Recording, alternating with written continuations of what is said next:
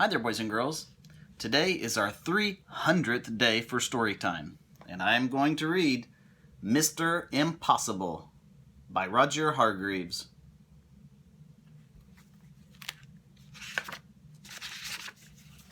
Mr. Impossible could do the most amazing things. For instance, Mr. Impossible could jump over a house. You try it. It's impossible. And Mr. Impossible could make himself invisible.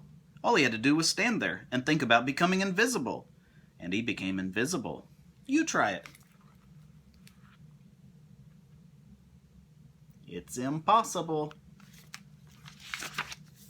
And Mr. Impossible could fly. All he had to do was stand there and flap his arms up and down, and off he flew. You try it. Can you fly? It's impossible. And Mr. Impossible lived in an impossible-looking house. Have you ever seen a house in such an impossible place? Of course not. It's impossible. One day, Mr. Impossible was out walking in the woods when he met a boy named William. William was on his way to school. "Hello," said Mr. Impossible. "Hello," replied William. "My name's William." "I'm impossible," said Mr. Impossible. "Really?" said William. "Really," smiled Mr. Impossible.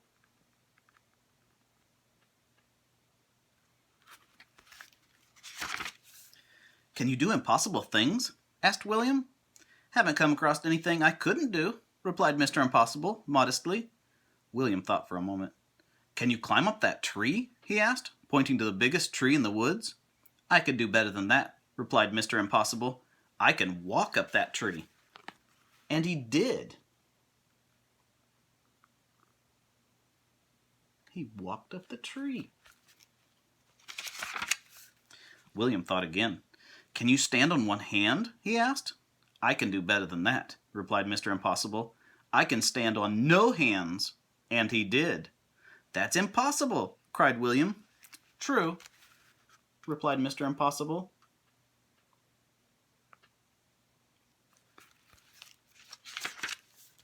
Then William remembered that he was on his way to school.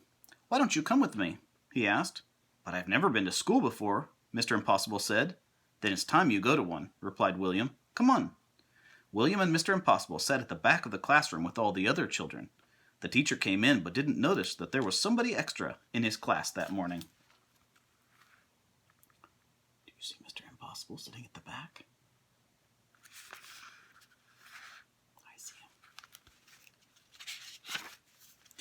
"Good morning, children," the teacher said. "I have a very difficult problem for you to do today. It will take you most of the morning to work out the answer." And he wrote the problem on the blackboard. It really was the most difficult problem William had ever seen in his whole life, full of multiplications, divisions, and additions, and other things William didn't enjoy. The teacher was right. It would indeed take most of the morning to work out the answer, if not most of the afternoon as well.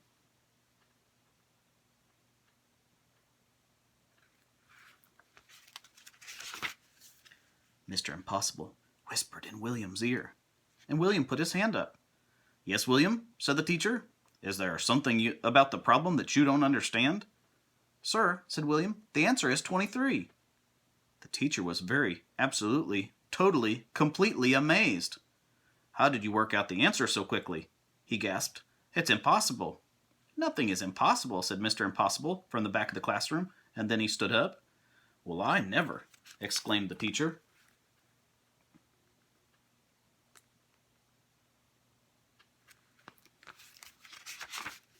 After that, Mr. Impossible spent all that day at the school. He showed the teacher how he could read a book upside down. "That's impossible," said the children who were watching.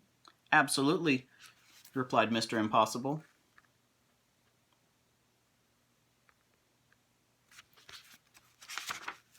Then William asked Mr. Impossible if he'd like to go play in the school soccer game. "Oh, yes, please," replied Mr. Impossible. "I've never played soccer before." And do you know what he did? He kicked the ball so high into the air that when it came down, it had snow on it. What an impossible thing to do.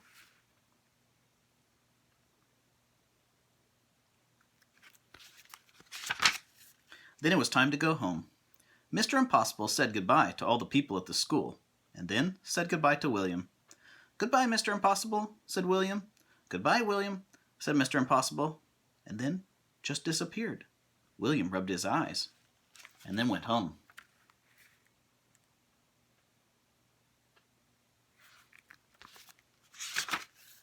William's mother and father were waiting for him. "Hello, William," they said. "Did you have a good day at school?" "Yes," replied William, "and I met somebody who can do anything in the world."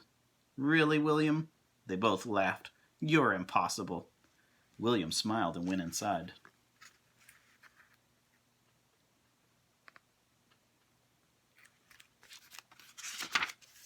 And 100 miles away, a small figure was listening to what William's mother and father were saying, and he grinned an impossible grin, and then he went to sleep, standing on his head.